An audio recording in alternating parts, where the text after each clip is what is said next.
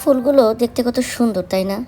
কিন্তু জানেন কি, এই সুন্দর ফুলটা কিন্তু কাগজের ফুল, কাপড়ের ফুল।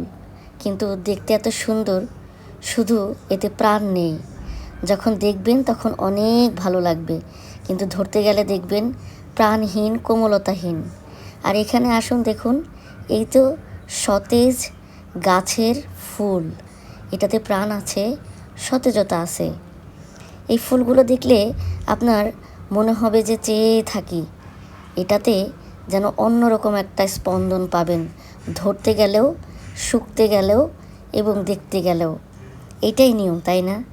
এই পৃথিবীতে মানুষও আছে এরকম, যারা প্রাণহীন, তাদেরকে দেখতেই শুধু বাইরে থেকে ভালো লাগে, ছুতে গেলে আর ভালো লাগে না। তাদের অন্তরটা থাকে কঠিন। আর যারা প্রাণময়, তাদের অন্তর থাকে নরম। তাদের কাছ থেকে আপনি অফুরন্ত ভালোবাসা পাবেন, চাইলেও পাবেন, না চাইলেও পাবেন। যাই হোক, আজকে সকালটা শুরু হলো দেখেন সুন্দর একটা চায়ের আড্ডা দিয়ে। তো এখানে আমি আর আমার বেস্ট ফ্রেন্ড বসে সুন্দর একটা পরিবেশে অসাধারণ একটা সময় কাটিয়ে চাটাকে আস্তে আস্তে খেয়ে যাচ্ছি। এইরকম পরিবেশ সব সময় কিন্তু সৃষ্টি হয় না। আমি আমার ফ্রেন্ডের কাছে যখন থাকি তখন নিজেকে অনেক সতেজ মনে হয়, অনেক প্রাণবন্ত মনে হয়। কারণ ওই যে ফুলের পার্থক্য দেখালাম, আমার ফ্রেন্ডটা হচ্ছে, ফ্রেন্ড না, বেস্ট ফ্রেন্ড। সে হচ্ছে এরকম প্রাণবন্ত সতেজ একটা মানুষ, যার কাছে আসলে আমি নিজেও সতেজ আর প্রাণবন্ত হয়ে যাই। এখানে দেখেন কত সুন্দর সুন্দর কয়েকটা ছবি দেখাচ্ছি। এটা হচ্ছে আমার ভাতিজির আঁকা ছবি। মাশাল্লাহ, আপনারা সবাই তার জন্য দোয়া করবেন। অসাধারণ ছবি আঁকতে পারে সে। এত ছোট বয়সে এত সুন্দর ছবি আঁকে। তার এই সুন্দর সুন্দর ক্রিয়েটিভিটিগুলো আমি মুগ্ধ হয়ে দুই নয়ন দিয়ে দেখি। হাতে জাদু আছে, যা চায় তাই সুন্দর করে সৃষ্টি করে নেয়। এই যে দেখেন সুন্দর একটা হাতি, সে নিজেই কালার করেছে, নিজেই সাজিয়েছে। তো আজকে সকাল সকাল দেখেন রান্নাবাড়া কমপ্লিট হয়ে গেছে। আমার বেস্ট ফ্রেন্ড অনেক মজা করে সব তরকারি সব কিছু রান্না করে। আমি কিছুদিন যাব তার এখানে আসি, এত খাওয়া খাচ্ছি যে আমি আর আপনাদেরকে বলে বোঝাতে পারবো না। তার রান্না, সে যেটাই রান্না করে সেটাই আমার কাছে অনেক মজা লাগে। এই যে দেখেন আমার প্লেট অলরেডি দেখেন কতগুলা পদ নিয়ে বসে পড়েছি। এখানে ফুলকপি আলু দিয়ে ভাজি আছে, আমার ফেভারিট পালং শাক চিংড়ি আলু দিয়ে, ডাল ভর্তা, লেবু, অসাধারণ একটা স্বাদের খাবার নিয়ে বসছি, খাচ্ছি আর গল্প করছি। এখানে আসলে একটা সুবিধা কি, সবাই মিলে যখন টেবিলে বসি অসাধারণ একটা সময়ের মধ্যে দিয়ে খাওয়াটা শেষ হয়।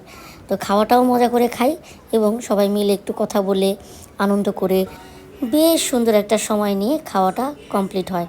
আসলে হয়েছে কি, আমি যখন বাসায় থাকি আমরা দুজন মানুষ অল্প কিছু তরকারি রান্না করি, হয়তো এক দুই আইটেম রান্না করি, কখনো তিনটা।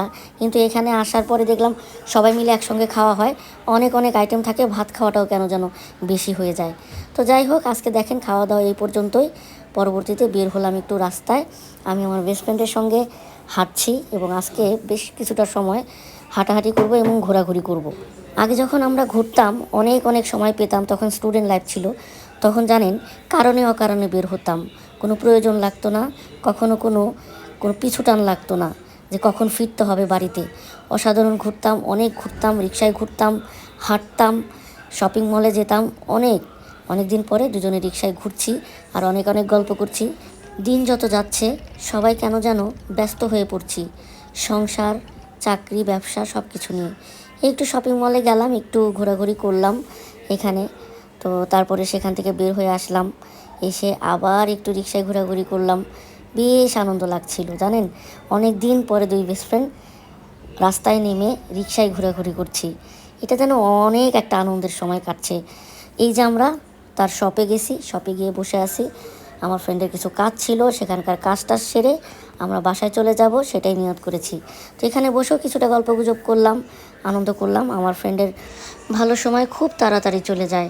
আসলেই তো মন চায় ভালো সময়গুলো ধরে রাখি, প্রিয়জনদেরকে সবসময় কাছে রাখি। তারপরেই তো হালকা একটু প্যানকেক খেয়ে নিলাম, একটু চা খেয়ে নিলাম। এভাবেই আজকের দিনটা চলে গেল। ভালো থাকবেন সবাই, আমাদের জন্য দোয়া করবেন। ভিডিওটি কেমন লাগলো কমেন্টস করে জানাবেন। আল্লাহ হাফেজ।